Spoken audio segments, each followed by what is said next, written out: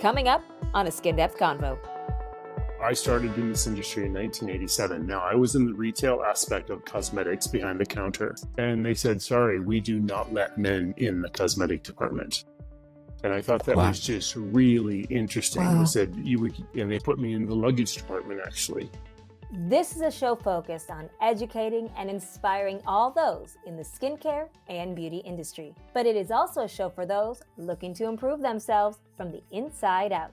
Renowned experts and hosts Metaxia and Francine aim to educate and inspire through their own experiences and are dedicated to enlightening and empowering enthusiasts and professionals in the realm of skincare and beauty.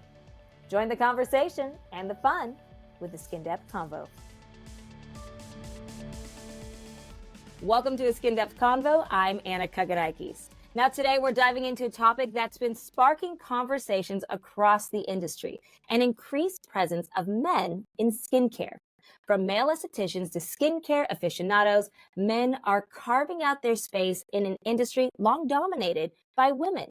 And to talk more about the shift and how men are finding support and empowerment in the skincare world, we'd like to welcome in brand ambassador for Lira Clinical and longtime friend of the show. He's also a world-renowned makeup artist, Michael Moore, and the newest member of the Lira Clinical team, George Gallegos, the project manager of digital communications and education for Lira Clinical. Thank you guys both for joining us today. Welcome aboard. Thank you. Welcome aboard, George. Yeah, super excited. First podcast with the Lira team. So super excited to be part of this. Well, we're going into it immediately, and we're very excited to have you with us. And I have to say, with Michael aboard, it's really cool, really nice to have the opportunity to have all of us on today. And Michael, you are such a wonderful ambassador for Lira. You've done so much for us, and we're very, very proud of what you've done for us and everything you do. Thank you. It's always been so much fun being part of your team and being part of the product, to be honest. Actually, Michael, I found a picture of us in the beginning when we were launching Lira. We were on a bus, and that goes back a long time. So you are part of us and a brother to us, and thank you so much for being here. Were we in the back of the bus, friend? You guys are the troublemakers. Yes, we are. Yeah, Michael's been on the show before a few times here. We love having him on. So we've gotten to know you. We'll get to know you a little bit more again, just to kind of reintroduce you to people here. But we also want to get to know you, George, and we'd like to have you share your personal journey in the skincare and beauty industry and what really inspired you to get involved in the first place. Yeah, I do kind of love talking about myself and going through that journey. Sometimes I can overshare, so I will try not to overshare some stuff today, and we can save that for future podcasts. I think the way that I got into this industry, it was kind of by chance. It wasn't something that I was kind of going for. It wasn't a direction I was going for. And this was kind of think back 10, 11 years ago, me just starting cosmetology school. And at the time, I was working at a jail. So I was in the mental health department at a jail as a kind of a technician. So I was there helping the psychiatrists, nurses. I was helping conduct classes, like hygiene classes for a lot of the inmates that were there. They just really needed an additional kind of approach. At the jail, we actually had to have these types of classes and offer them. So kind of that's what kind of sparked my interest more in kind of the beauty industry, and kind of I transitioned from working at a jail to going to beauty school. And so this was about 11 years ago. Went to beauty school, realized, I like doing hair, but I don't like doing hair for money, right? I like doing hair because it's creative. I don't want someone to tell me I want this permed mullet. I want to say, no, that is done. Let me do what I want to do to you. And you don't make money that way. So graduated cosmetology school. And then from there, I decided, I was like, I'm going to open up a business. This looks like something I can do. Once again, another fail. I am not a business owner at all. There's so much that goes behind a business that in my mind, I'm like, look at this. There's a space for rent at this mall. And that was the first mistake. Malls are definitely failing. And I think at that time you started to see it go downhill. But, with that failure led me back to my route or my path to kind of be where I am today. So decided to go back to school, but I went back to become an instructor. But instead of specializing my education in the cosmetology department, I decided to specialize in the aesthetic department because one of my mentors, her name is Julie, she was the aesthetic instructor at the time. And when I was in cosmetology school, we made a really good connection connection. I enjoyed it quite a bit. And she said, instead of just coming back to be an esthetician, come back to be an educator, but specialize in this area. So I will be able to teach you how to teach, but at the same time, you can learn the skills of aesthetics to kind of master that.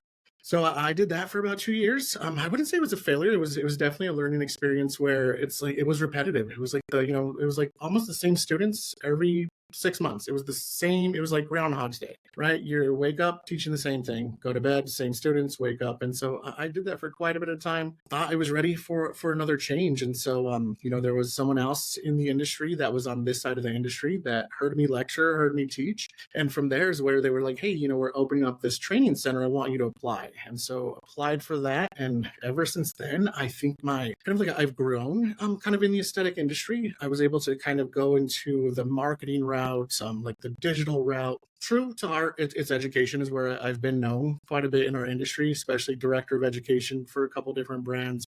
Now, of course, I do kind of, if you notice, I do get bored if I focus on one thing. So what kind of sparks me or keeps me interested is having my hand in multiple different areas of a business. There's little side stories in between that, but we'll save those for another podcast as we go on. Those ones will be fun, though. Some of those horror stories at school, right? Well, it sounds like you are very talented, and we have seen it now. We have seen that you're very, very talented, that you're able to see a lot more. You're able to see aesthetics in the front and the back, be able to deliver the message. So we are very happy that you're with us. And it's great to know that you are helping us quite a bit, especially on digital. And that's a huge thing because that is communicating the message to the world, taking that educational part and actually delivering the message. I think the similarities between Michael and George are they're communicators. And I have to say, we listen with Michael going back from the beginning almost. We listened to him because the words that he said were very valuable. And I'm feeling the same thing with George. The communication is really important in this industry and keeping us in tuned and keeping us updated. So there's similarities for me is communicators, great communicators in an industry that we want to elevate, and they elevate this industry because of their talents, both of them. I definitely agree. I do want to just kind of turn this around just a little bit. I just want to say how honored I am to be on here with three legends. Like, I know you mentioned how Michael has done a lot for Lira. All of you have done a lot for our industry, and I think that should be recognized as well, not just individually on there. So super honored for all three of you to be on this podcast with y'all. Thank you, George. Thank you, George. Michael, I know we've had you on the show. We've talked about who you are and everything. But for anybody who's listening to the show for the first time, give us a little bit of your background. I know we know you and we've seen how wonderful you are and what you have meant to the industry, but let people know a little bit about your background and what inspired you. I was actually just in Phoenix this last weekend, which we're going to be talking about in a couple seconds. And it was interesting. This room, they had everybody stand up who was an esthetician. And I was the second longest person in the industry in that room. And that floored me, first of all. But I've been in the industry for 37 years. And it was interesting to watch this industry just totally evolve. And nothing ever inspired me to get into this industry, but the industry kind of just picked me. And I think that's the best way you need to follow something, is just follow your intuition when you're doing anything. But the other thing about this industry that I find so fascinating is how it always evolves, but then it never gets far from its base. Meaning that a lot of the same things that we talk about today are the same things we talked about in 1987, but they've evolved in product and technicians. They've tried the technical aspect of the product as well, has evolved so much more. And hopefully it's becoming so much more health conscious as well for our clients and for the people going forward in the industry as well. You've met some incredible people over the years that we've talked about in the past, like Oprah and some other wonderful, incredible people that you've worked with. But let's talk about how historically this is a female-dominated industry. The skincare and beauty industry is very female-dominated.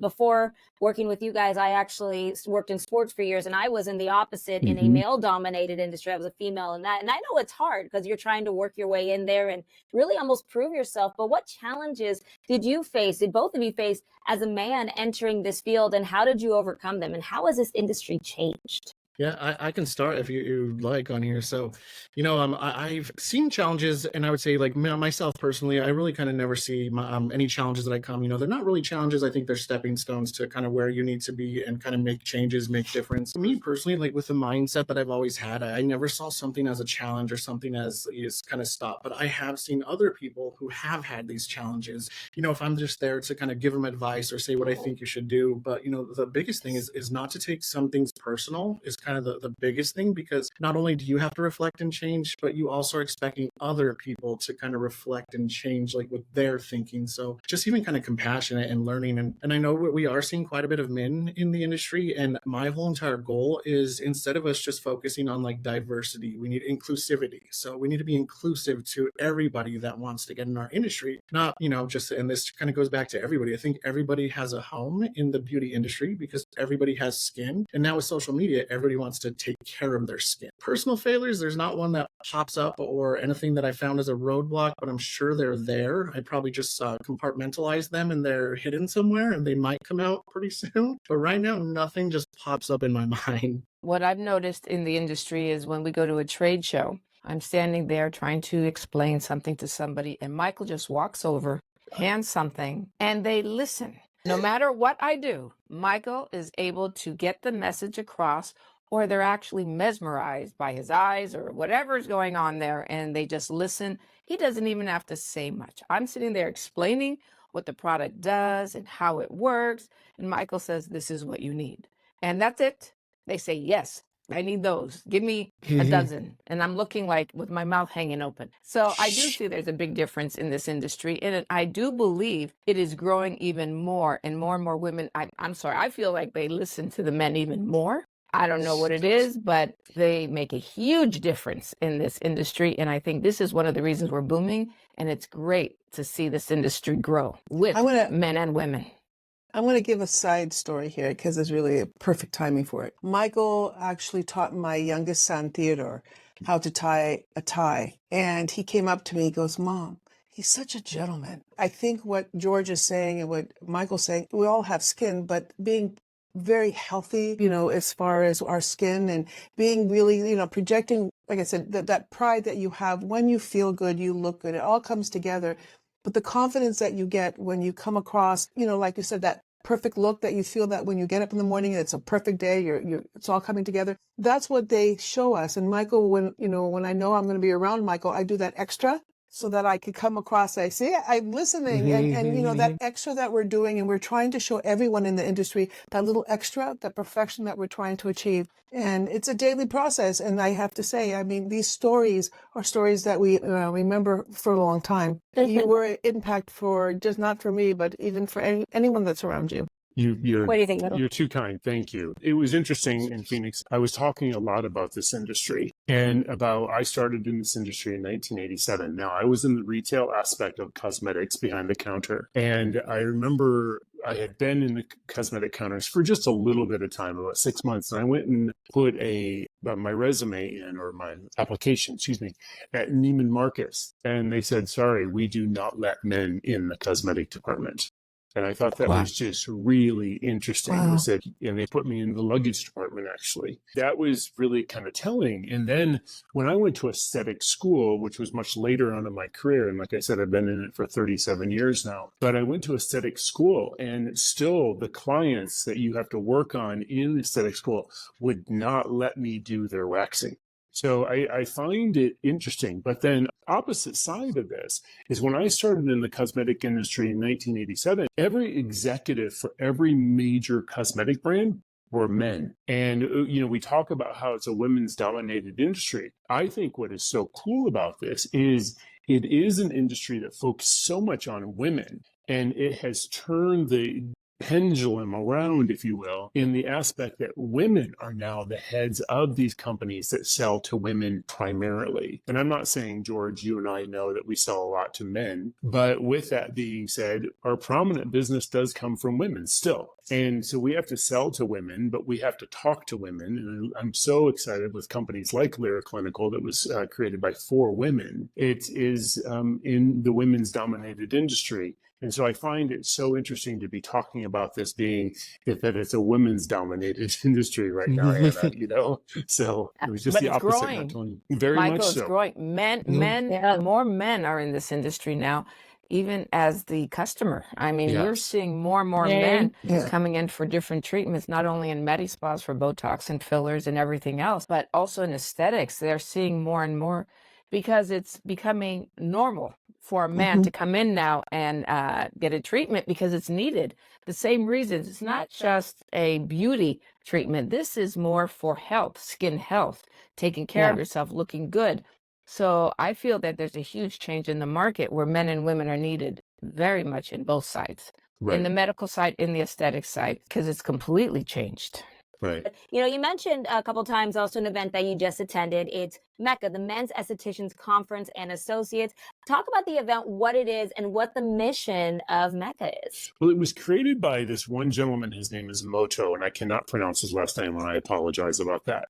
But Moto is a man who I personally think is going to change this industry in so many ways. He's only been an esthetician for 4 years, I believe he said, and he has already created this men's event 3 years ago. So this is the third complete year, I believe, for this. And he really believes in about helping the brethren, of really making sure that there is a very cohesive place that men can go to learn about men, but also just learn about the industry and feel accepted a little bit differently than what it has been in the past. I have to say, there was about 250 to 300 people sitting in that room, and about 25% of them were men. And it really sparked so many different interesting conversations about the industry, a very interesting camaraderie of learning from these men and what they have to go through on a daily basis on, as I call it, the battleground of women.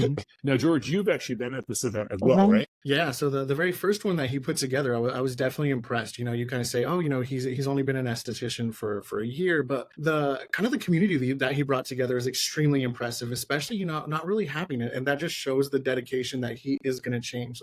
First year out of esthetician school, not really having like a book of business or knowing these people and just kind of going after them was super impressive. Like you were kind of mentioning, 25% you said this year was males, the rest were females. And I think it was only about 10%, I would say, were males that first year.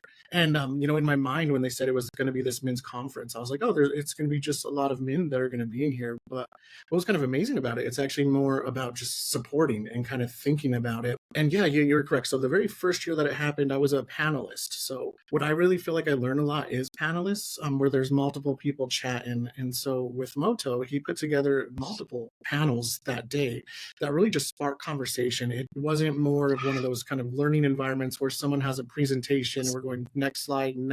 It was really great because you were able to hear from multiple people, men in the industry. There was people on this side of the industry. I was part of that panel. And then he also had like spa owners or business owners that were men on the panel. So it was just kind of great to hear both sides. Typically since I've been on this side of the industry for quite a bit of time, that's really all I hear. I don't really get to hear it with at least 4 or 5 people at the same time of what they're struggling with, what they're going for. And I know one big thing that they said that they were struggling with there was more marketing that is geared towards the male clientele, where right now they're saying a lot of, we know like the majority of the clientele in the industry has been female dominated.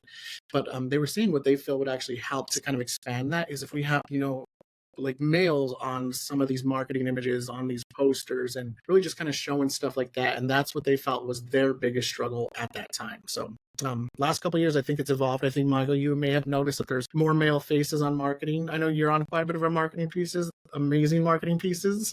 Well, it was interesting, George. Once I got the table set up down in Phoenix, we had a little snafu about that. And thank you, Metaxia, for helping me out finding all of that stuff. But the interesting thing is there was a picture of me from an ad that we had done for a pro exfoliating cleanser. And then there was a couple pictures of men that you guys use as models. And people came up to the table and were like, oh, this is a men's line. I'm like, no, this is a men's event, okay? So why not market it towards the men? So I thought that was just so eye-opening. Like, okay, there's men on these pictures, so they think it's a men's line. And this was the women saying this to me, and they would actually walk on by. I'm like, okay, this is a skincare brand that is for people, and men have skin, women have skin, and we all have different issues with the skin. So let's talk about that. So I had to bring them in and slow them down a little bit. Like, no, Lira Clinical is not a men's skincare line. So I was trying to help you guys out there. And I do think you're seeing a lot more. The question was brought to me at the school or at the show about what makes a men's skincare line different than a women's skincare line. And I said, to be honest, in the skincare industry, where I started in the retail aspect with Clinique and Lancome Cosmetics, they both had men's skincare lines.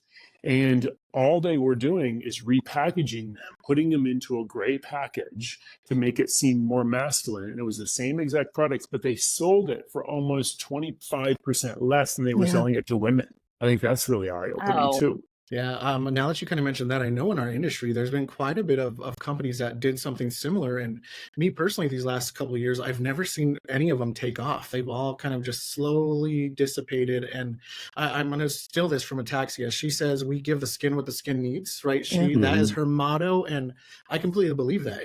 Yes, marketing is a big deal. But like you said, Michael, the skin, everybody has skin, male, female. It's skin is gender neutral. So give the skin what it needs. And I'm still in that, Metaxia. That's okay. It's okay. But I think that's so cool with realizing is that it's not separate. We're all one. And both of you mentioned, we all have skin and we can adjust to what the skin needs. And this is what it is. It's not about this is this one side for this gender and the other. It's not. We all can share and we all can benefit and get the results from a good skincare line. Mm-hmm. But that reminds me of a story, Michael, the Pro-Firming Serum, which you like quite a bit. Yes. And I remember we had it in a different container when we first began. And you actually brought up the fact that we should change the container and make it a little more universal for both sexes. And we did. We listened to you. Yeah. And to this day, we have it in an airless container and it sells quite a bit. But it is a little more universal because the way people approach a product is the way it looks, number one. And so we were able to use this more universally around the world. Well, great. Thank you. And that is still one of my favorite products that you guys make. So love it. It is a great product. It is an absolutely great product. And I do find it very interesting how men's skincare never really took off. But the idea is that you're right. We all have skin. It's just approaching it differently, right? So that's the key. I would have been really upset if I had found out that the men's skincare cost less than the same one that I was using. I would have been so upset by that. Like, wait a second, you're taking advantage of the fact that I'm willing to pay more here for this. But let's also talk about a little bit more about the event. Were there any stories that maybe stuck out to you, maybe some positive or negative stories about the industry and whether this shift is so important right now? The room was filled with positivity all day long. One thing I find really quite fascinating about this is the governor of Arizona actually proclaimed that day the men's event for skincare, which I think is really a great progressive aspect of it. But the other thing that was really brought out, and this is by educators all around the United States that were attending there, and some of them presenting, is just learning about the university and the universalness of skincare right now and about how they want to do it. And this is talking about estheticians and stuff, but how by state, they want to kind of even make it easier and easier for people to learn and the education that they want to give them. I found that to really be quite fascinating as well. And I know, thank you for taking the picture of that proclamation. They were trying to do what with that proclamation? Well, I think it is, number one, just really celebrating what has become so much stronger in the state of Arizona, but they're also realizing just how much business comes out of this industry every year. And I think I'm just going to quote the numbers that they have on this proclamation.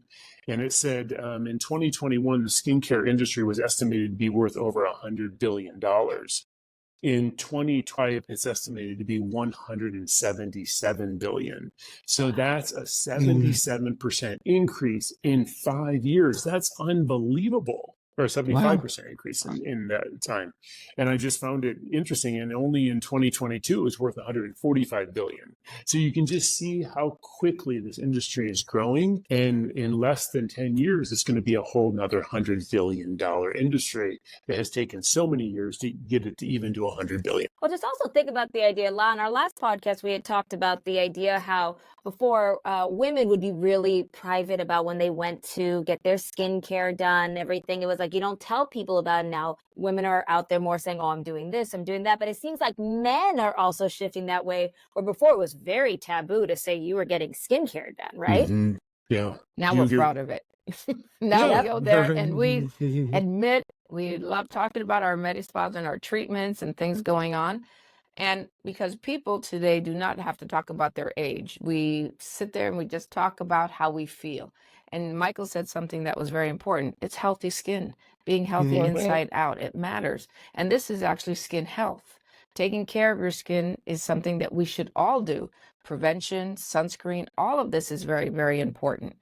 And it's for health purposes, not just for beauty, because when you look good, you feel good. That does help, but it does make a difference. Today's technology has changed. More and more of us are out there looking for what's new and what we can do just to maintain skin health. It's important because Michael teaches every Tuesday and I watch it and I watch what he says. But even being an example, he had some surgery done. Preventative, we're saving lives if we bring to our clients, our patients, something that they didn't realize. So its industry is becoming more of a wellness based industry, not just cosmetically, looking at younger, but really saving lives. And for Michael, you getting on and teaching us and showing us and sharing that, because it is, again, everyone could benefit from learning more about good skin health.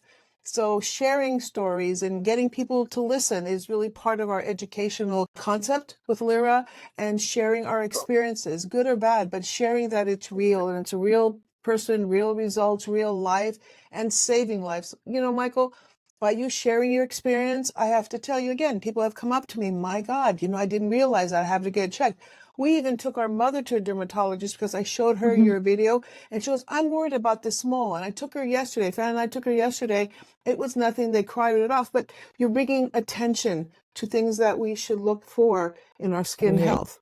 Thank you. I appreciate that. But the other thing, the obvious thing that we have to look at is we're living longer too. And I mean, the average life expectancy of an American back in, I think it was 1965 when I was born, was only 65 years old. Wow. And I'm 58 years old this year, soon to be 59. I'm like, 65 is not that much further away. So it's like, I can't imagine getting ready to get into that casket this quickly, right? So No. You don't want to do it. You don't want to say that. Exactly. So what I'm saying is we are living longer. I mean, you even just look at what gyms are doing, and we're talking about the physicality of the faces, but look at how busy gyms are, and look at how old those people are at those gyms too, which I find so inspiring every single day as I get a day older every single day. And I look at them, I'm like, okay, I hope to God that I look like that at 75, or I have that inspiration at 75 at least, So why not take care of your skin? There was this amazing dermatologist here in Denver that I follow on Instagram, and he did a post today, and I found this absolutely fascinating. And we're talking about sunscreen. And one thing I think that Lira has done is you've created some of the best sunscreens on the market in the aesthetics world right now. And I'm not just saying that because I am a brand ambassador. I think it is so comprehensive with the ingredients that you guys are using and the technology that you're using and the textures is the other thing that I love. But anyway, they were showing this man who's a big, we here in Colorado, we have a lot of outdoor athletes, right? And so they were showing that he wears a t-shirt every single day of his life. This part of his body absolutely looked like baby skin. And this looked like it had been through a fire. It was just absolutely unbelievable what unprotected skin will look like in a very short amount of time.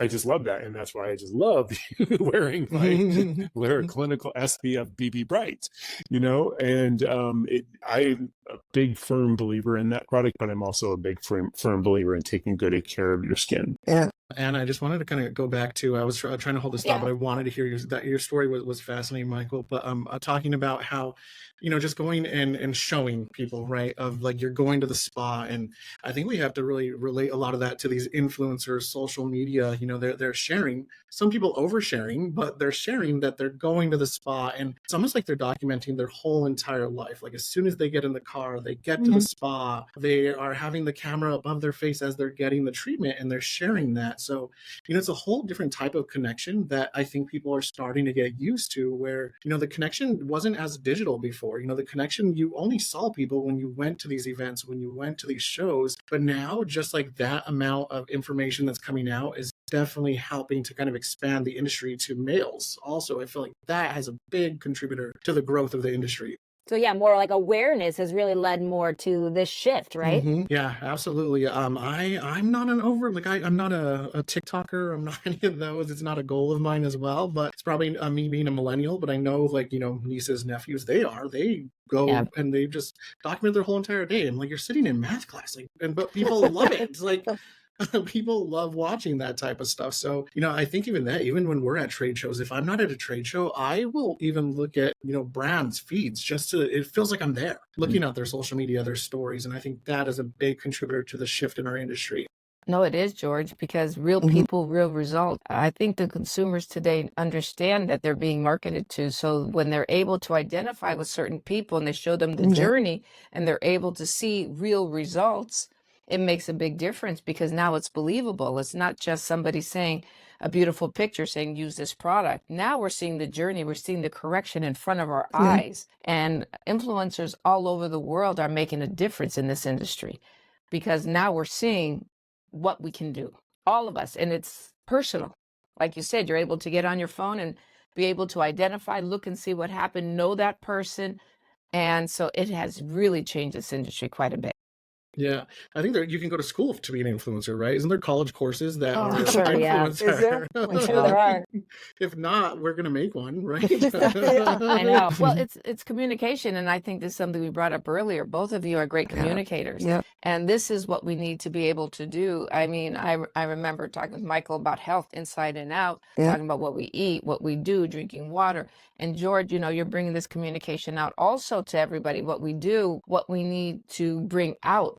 And it makes a big difference to get this information. We hear about it, but communicating it to the point we understand it and are able to apply it to our lives makes a difference. So we really do thank people for communicating all this information, and we're able to put into our lives and practice it in our lives. Well, one of the things I'm also thinking about is that, men and women, what makes somebody successful really comes down to the person themselves and how hard they're willing to work and, and keep on learning in this industry. I mean, what are your thoughts? My thoughts on kind of success, I think it's a little bit different. There's really no way to define success. Is success money? Is success a position? And for a lot of my career, I felt I was after success in a different way. So the mentality that has kind of shifted now, I'm seeing, success is being happy. Success is, being able to do what you love. Success is being able to share your gifts, not chasing something that, and once you get there, you see that that's not the success that you need. So, my kind of mentality on success is I think a little bit different, just the shift that I have. What is your vision of success, or what do you think success looks like for you all? Waking up every day and enjoying what I'm doing and enjoying the people around me. And I think that makes a huge difference, where you're not working, you're actually doing what you enjoy doing and enjoying the people around you. So I think that makes a difference. You're right about that, George. It's not financial. It's really about enjoying waking up and knowing the people around you and enjoying everything that you're doing. And for me, success is doing something better for this world. It's as small or as big it is, giving back to what we are blessed to have, being healthy and having relationships like this panel right here, having friends that are not just business friends, having family that are part of our business, but really being able to change it for a positive. And that you can't buy that. I've learned so much from every one of you, because it's not about me, it's about a bigger vision. I mean, if we become self-centered, I think you lose the opportunity to know life, what it truly has to offer. How about you, Michael? Well, I second on that one there, Metaxia. Success is so many different things. And when it ultimately comes down to it, when you're laying on your deathbed or whatever, what memories are you going to come from? It's not going to be if you became the vice president of a major cosmetic brand or anything.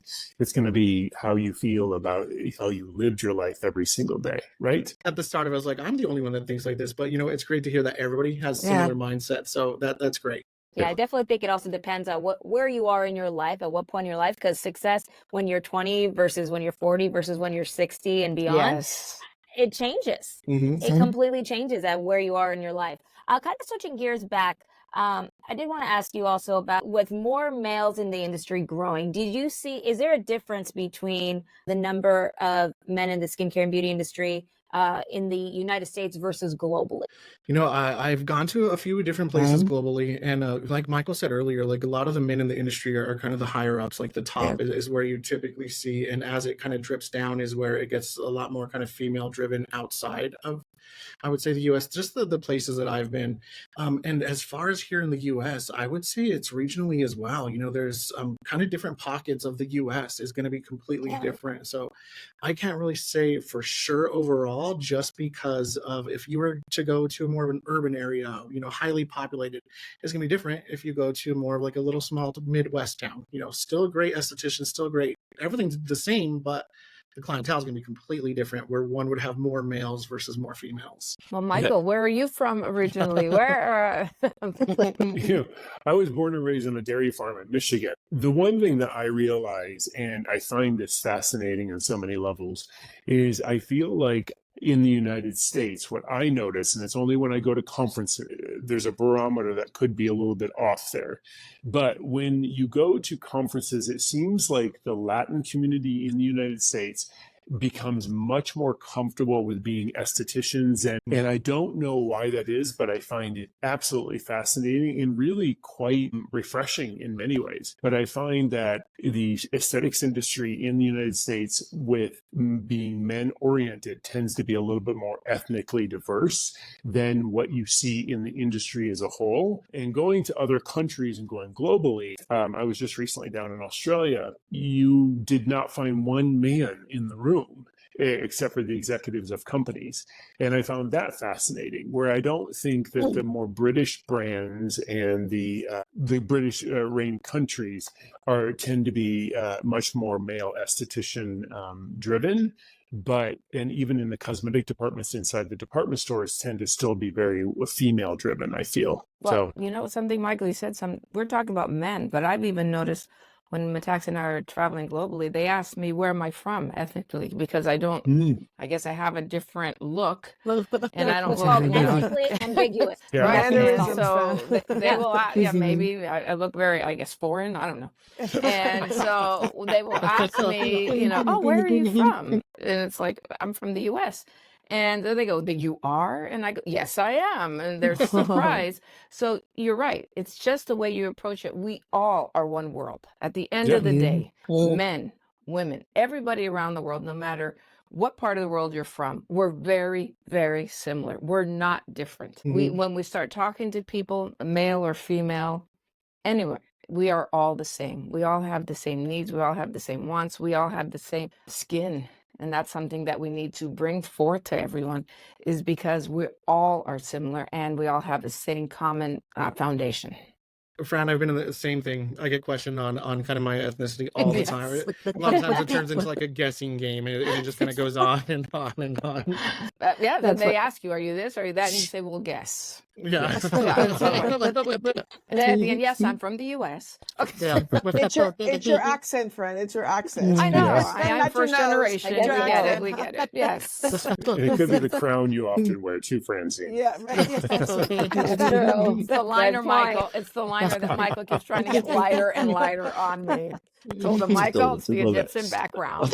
Okay. Yeah. Well, what about estheticians versus cosmetology? Do you see more men as estheticians or cosmetologists? So I've been out of the cosmetology world, I would say, for at least a good 8 years. And, go back 8 years, there was hardly any ever men in both programs, I would say.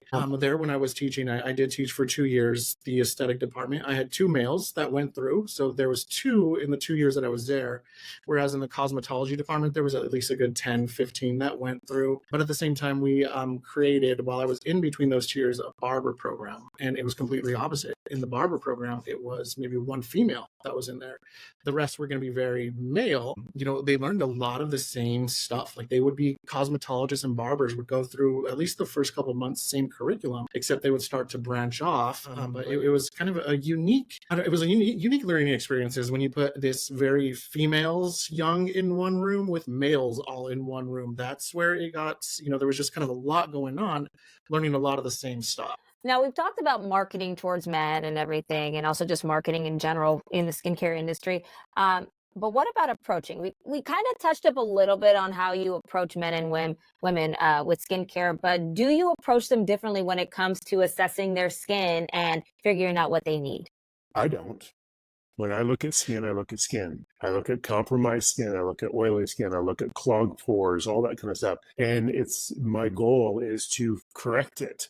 So I don't care if it's a man's face or a woman's face, I'm going to look at it. I was having at a friend's dinner party, a birthday party the other day at this really nice restaurant here in Denver. A good friend of mine was sitting there, and I won't mention their name and I had to call his wife afterwards, and I said, you need to get Alex in for a facial. He's got so many clogged pores on one side of his face, and we need to get, and she was like, oh, I don't know if he'll do that. I'm like, he'll do it. If you just tell him to, he will do it. I guarantee it. So it's like, I didn't want to bring that up to Alex because I don't know him that well, but I know his wife really well. And I know that she'll get Alex in to get those clogged pores taken care of. And I don't know why I'm talking so much about death today, but I'll never forget my father. He passed away 12 years ago, I believe it was. So 13 years ago, I went home the year before he passed away, and I said, let's go and plan your funeral and all that kind of stuff, right, Dad? And I looked at him and said, Dad, you got these blackheads on your face. And then I noticed he had some on the back of his neck and everything as well. I said, I am not putting you into a casket with clogged pores. So my father, at the age of 83, had his very first facial. Oh, that's a great story. That's a great story. And I remember really we were sweet with you back then that we had to do an event and you had to leave for that. Yeah. But what's really valuable, what you're saying, and I hope everybody listens, you don't camouflage your skin, you make it healthy. So whatever you do, you have a beautiful glow, a healthy glow. Again, we're not covering things up, we're enhancing them and perfecting them and getting them better. And even like you said, in a situation like your situation, you were worried about a goose canvas. I do have to ask the men, don't you find that most men are usually a little more oilier than women, just a little bit more? And at the same time, a lot of men have really great skin because they shave and they're exfoliating at the same time, especially in that area. So I would say there's a few little differences that we have because their skin looks great when they're shaving because they're exfoliating on a daily basis and they look fantastic. And I would say, wouldn't you say that it'd be a little, sometimes they have a little more oily tendencies than women? And I don't know if you want to put that towards testosterone or what you think. So I'm just wondering, because I've noticed that a lot of times when we're doing male protocols, what we try to do is use a little more of the cell cleanser and certain things so we can control the oils. So would you say that is something that we do see as a little bit of a difference?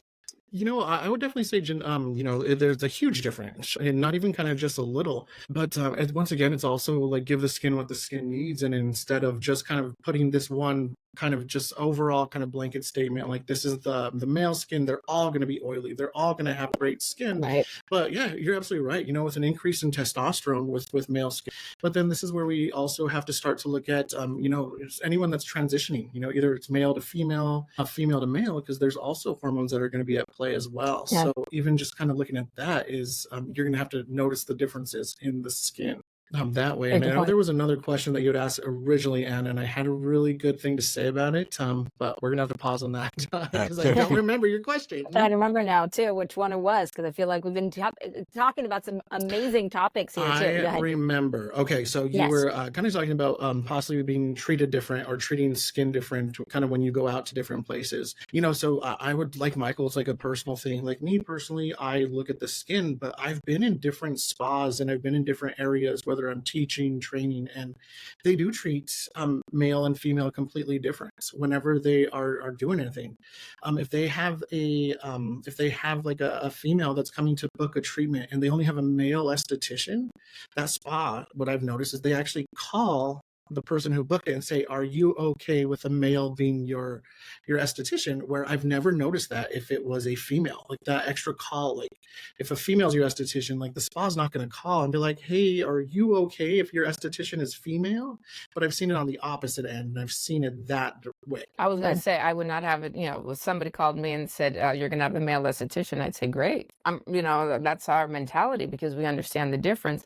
But you're right. More and more people need to see we have great experienced male estheticians out there. And my goal is I hope Mecca is able to get that information out there and open more and more doors for more men to go into aesthetics because we need them. We need them out there because men and women are both getting all these treatments. These treatments are not just cosmetic. And I mean, it's more than just putting makeup on. It's so much more today. This technology has changed. We're making so many differences. And we need men and women in this industry to show the difference for everyone. I think this podcast is trying to say to everyone we're supporting this new concept. It's 4 years old, that you have quality people going there, that we are opening up more avenues to be aware of. So I have to say, I'm hoping that people will listen and actually go to these, the Mecca next year, because it is growing and there is a lot of quality information and quality people representing many great lines there. So, and I do have to say, Michael, when you're holding the Pro Exfoliating Cleanser, we sell more. She's right. She's right. I love that cleanser. My God, I love that cleanser. Next time, Michael, you're going to have one in there. You're going to have to do your influencer days and hold it up to the camera for it. Right? Love it. But I do think the difference often, though, is with men and women in the aesthetics room, let's say, is there's different goals often. Here in the area that my store is in Cherry Creek in Denver, there's a few different men's spas here, but those men's spas cover everything from hair transplants, hair plugs, all that kind of stuff, to testosterone, HRT, hormone replacement therapy, to the point of waxing certain parts of the face and certain parts of the body that they wouldn't maybe wax on a woman per se. And so I do think that the goals of the men are very different than what women tend to focus at. I think that is a big difference in the aesthetics world. Now, I personally have never really worked in the aesthetics room. I am a licensed esthetician, but I did learn all the different facials and stuff. And I knew that when I was at my educational cosmetology school, that men actually were very comfortable with having a facial with me, which was interesting. But females seem to be that way too. I don't know if either of them would be comfortable being waxed by a man or not. I'm not sure. And thank God I don't have to do that. Something I also want to touch up on, I found this fascinating, was, as we're seeing a rise in male aesthetic treatments, the American Society of Plastic Surgeons reported a 482% increase in laser skin resurfacing procedures in men from 2000 to 2020, and a 182% increase in Botox injections. So Botox injections are the #1 cosmetic procedure for men, with a 265,250 procedures administered in 2020 alone, and that's also COVID year right there. So why do you think, what do you think is the reason behind this trend, and what are some of the more popular trends you're seeing in men? Yeah, social media, and that wife might be like, I'm going to get her Botox. It's like, hey, come along with me type, and so we're not just kind of influenced, we're influenced by who's around us. And so whoever's getting these treatments, I've also seen like couples pedicures, and, pedicures is something that men would kind of stay away from, where it's really important to take care of your feet. And so I think literally just social media kind of bringing awareness, bringing attention to it, but also, we have to owe it all to the women in these men's life. The women in these men's life are definitely helping to kind of calm them down. Don't be scared. Let's just come in here. Let's do it, guys. And I think that is definitely helping to increase the amount of Botox that people are having. Well, I've noticed news anchors and politicians I watch on the news. I just check their forehead and see what's moving and what's not moving. And I can tell you, a lot of the men, they're really all being taken care of, and they look great. So Mhm. it is something that you're going to need, especially, with men. They're out in business, they're dealing with, their jobs, and they want to make sure they don't look old and tired. And it is important to be able to have that appearance and be out in the market globally and in their hometown or whatever, because it is important to look and feel good and have very positive attitude every day when you're going to work. Right. And then you're also noticing, even in Hollywood, with some of the leading men that we all know, and I won't mention their names because I don't want to get a lawsuit or anything, but you can visually look at their faces and you see where their changes have happened Yeah. just in the last 2 years. And I'll tell you, I've got some people looking in California to find out where, name his name, got his neck done. And because I really am not into plastic surgery, but damn, his neck looks great. No, I know we're analyzing them all. That's funny because we're looking at them and saying, gee, they look so good. And I think this is why more and more medical and regular aesthetics is growing so much, is because we're seeing such great results and we're seeing people looking good. And why not? Why wouldn't we want to look good and feel good? We've learned so much with cosmetic procedures. When we first started, if we say a little story, the derma fillers were not the same and the Botox was not the same. It's advanced. The techniques have really taken off. So it's not overdone. It's being subtle, having a very healthy, youthful, like you said, not tired look. But the advancements and all this is just incredible. Like you said, Michael, you would see it before, where now it's more subtle. You say, wow, where did they get that done? Because it's really perfected in such a better way now than in 5 years previous or 10. I mean, it's fantastic when it's happening. And men are looking better. Haircuts are better. They're not just, regular haircut. They're styled. They look so much better. Their face looks better. The way they dress looks better. So I have to say there's a huge difference globally, and men are looking much better than ever. Yeah, and I think marketing also, just in the recent years, I've seen Brotox parties, right? Brotox, so where that's going to happen. There's going to be like father-daughter nights where you bring your daughter and get treatments that, to the spa, to different places. And so marketing is huge. But I also want to talk about how, the marketing is huge, but how we are still kind of still putting on your spa menus like gentleman's facial or father's facial, teen facial, where we talked about how, the skincare line, if they had a men's line, didn't take off, but we're still utilizing a similar concept on the treatment menu. As we're saying, skin is skin, but it's that marketing as well. People are marketing that gentleman's facial, and it's going to be exact same facial as 3 menu options above, but it's marketed different. No, you're right, George, because we actually offered a gentleman facial just to make sure men are welcomed in, because there's still men that are shy to go in and get a treatment. So hopefully this is going to open the door and make them feel like, yes, there is something special for you. And the goal is to at least get them in, and then you can start doing all the same treatments that you're doing with women. But we need to get them in the door, and I'm glad to see that they are coming in. Yeah, I do kind of want to tie that back to some changes that have been happening in the cosmetology world. So in the cosmetology world, there was always like a male menu and a female menu. So now a lot of the haircuts are going by length. And so it's not a gender menu. Nice. So if your hair is this length, it's going to cost this much, male or female. And so I like seeing a lot of that kind of change on there instead of really just targeting one audience. Because if you can have a man that has your medium length hair, the woman is going to get charged a lot more than what the man is for that haircut. That's true. Hey, I've got 2 boys who have longer hair. My oldest likes to channel his inner Uncle Jesse from Full House, so he loves the longer style hair. So I do notice that now it's more going about length. 2 last questions before we head out. So for George and Michael, what's your advice to any men that are coming into the industry for the first time? Don't be afraid. Just go out there and make your mark in the industry. Do what you want to do with this industry and make it happen for yourself. A perfect example is Moto. This man moved here from a foreign country. 90% of the time I sat there and I have to look at him so deeply to try to figure out what he's saying. But his delivery of it is just unbelievable.